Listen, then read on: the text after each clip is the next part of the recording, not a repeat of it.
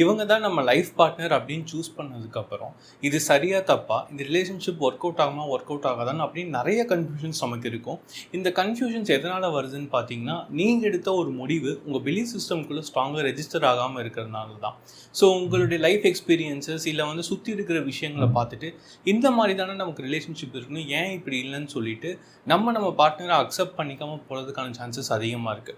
ஒரு எக்ஸாம்பிள் சொல்லணும்னா, நீங்கள் ஒரு இன்ஸ்டாவில் ஒரு ரீல் பார்க்குறீங்க, இல்லை ஒரு படம் பார்க்குறீங்க, இல்லை உங்கள் ஃப்ரெண்டோட கதையை கேட்குறீங்க, அவங்க ரிலேஷன்ஷிப் எப்படி இருக்குன்னு தெரிஞ்சுக்கிறீங்க அப்படின்னா, அந்த மாதிரி தான் நமக்கும் இருக்கணும் அப்படின்னு சொல்லிட்டு நம்ம ரிலேஷன்ஷிப் நம்ம லைஃப்பை அவங்களோட சேர்ந்து போய் பொருத்தி பார்க்க ஆரம்பிச்சிடுவோம். ஸோ இது ஆல்ரெடி இருக்கிற கன்ஃபியூஷனை நம்ம எடுத்த முடிவை ஸ்ட்ராங்காக ரெஜிஸ்டர் பண்ண விடாமல் அஃபெக்ட் பண்ணிகிட்டே இருக்கும். இதுலேருந்து ஈஸியாக எப்படி வெளியில் வரலான்னு பார்த்தீங்கன்னா, உங்களுக்கு எப்போ கன்ஃபியூசிங் தாட்ஸ் அதிகமாக வருதோ அப்போ நீங்கள் இந்த விஷயங்கள் ஞாபகப்படுத்தி பாருங்கள். எதுக்காக இந்த பர்சனை நம்ம சூஸ் பண்ணோம், இந்த பர்சன் நமக்கு லாங் டேர்முக்கு நல்ல பார்ட்னராக இருப்பாங்களா, இவங்களுடைய வேல்யூஸ் என்ன, கேரக்டரிஸ்டிக்ஸ் என்ன, அண்ட் இவங்களுக்காக நீங்கள் எவ்வளோ கிரேட்ஃபுல்லாக ஃபீல் பண்ணுறீங்க அப்படின்னு சொல்லிட்டு அவங்கள பற்றி நீங்கள் ஏன் சூஸ் பண்ணீங்க அப்படிங்கிறதுக்கான ஸ்ட்ராங்கான விஷயங்களும் நோட் டவுன் பண்ணி வச்சுக்கோங்க.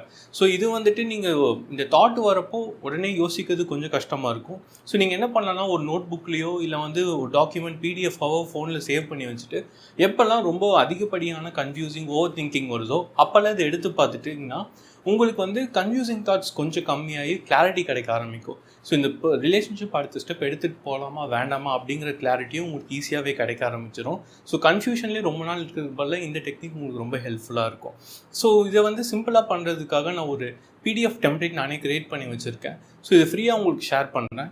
ஸோ ஸ்க்ரீனில் காட்டுற வாட்ஸ்அப் நம்பரோ இல்லை டிஸ்கிரிப்ஷனில் இருக்கிற வாட்ஸ்அப் நம்பருக்கோ நீங்கள் மெசேஜ் பண்ணிங்கன்னா இந்த டெம்ப்ளேட் உங்களுக்கு நான் ஷேர் பண்ணி வைக்கிறேன். அண்ட் தேங்க்யூ ஃபார் வாட்சிங் திஸ் ரீல்.